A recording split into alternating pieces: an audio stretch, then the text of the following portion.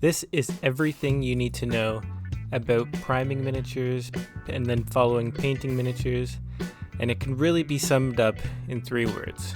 It doesn't matter. It doesn't matter what type of primer you have. Here I have a spray-on primer here. This is good old Rust-Oleum, and a airbrush primer from Vallejo. One's bought from Walmart, one's bought from an expensive hobby store. The reality is, it doesn't matter. What really matters is how you apply these primers. The spray-on primer, as many of you may know, can't be used in humid climates, right? So if you have a really humid day or a really sunny day, it's not best to do your priming in the direct sunlight. And leaving it to dry in the direct sunlight can give you a real textured effect to your priming, which then will follow up onto your paint texture, right? So you'll have a texture on that. Some people like it. I don't like it.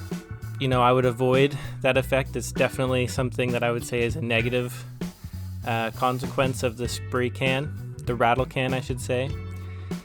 And the other one's a Vallejo primer, right? So that typically goes on through an airbrush. I have the habit of painting it on. I like to paint it on. That way I can really control where it goes. Takes a little bit longer, but if I get a big brush, I can really cover a model quickly with that Vallejo primer. But what I'm trying to get at here is, as long as you use a primer and it's relatively good quality, these two are 2 good examples, it really doesn't matter. As long as you leave enough time for the primer to cure after priming your miniature, you can speed it up a little bit here and there with a hair dryer or such. This is an example of the Vallejo primer, primed miniature here. You can see I've actually painted this on this little mini. And he's going to be slap chopped after this. And that gets me to color of primer. Again, doesn't matter. Personal preference. I use black primer because that's what I've used black primer for. Not to say that I've been compliant with using the same old thing, it's just what's worked best for me.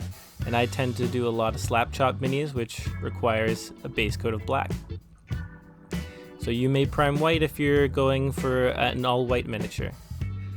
That being said, you can see on my channel that I've painted lots of Star Wars Clone Troopers, which are mostly white, and I've started that off with a black prime. It's what I'm most comfortable using, so that's what I continue to use. And again, the rattle can, this can be found at Walmart, Canadian Tire, Home Depot, anywhere that you can find spray cans. They'll sell Rust-Oleum primer. And this is an example of the Rust-Oleum primer. Let me get it into focus. Got a new camera, so this is a new camera. I've been figuring out the focus, so maybe it'll be a little better for you guys sooner or later. But this is if I can focus, here we go. This is the Rust-Oleum primer. Again, same thing, maybe a little bit more matte.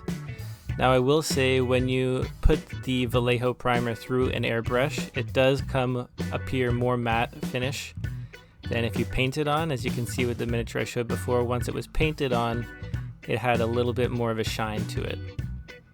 Oh, you can actually see that I missed a spot under her hair.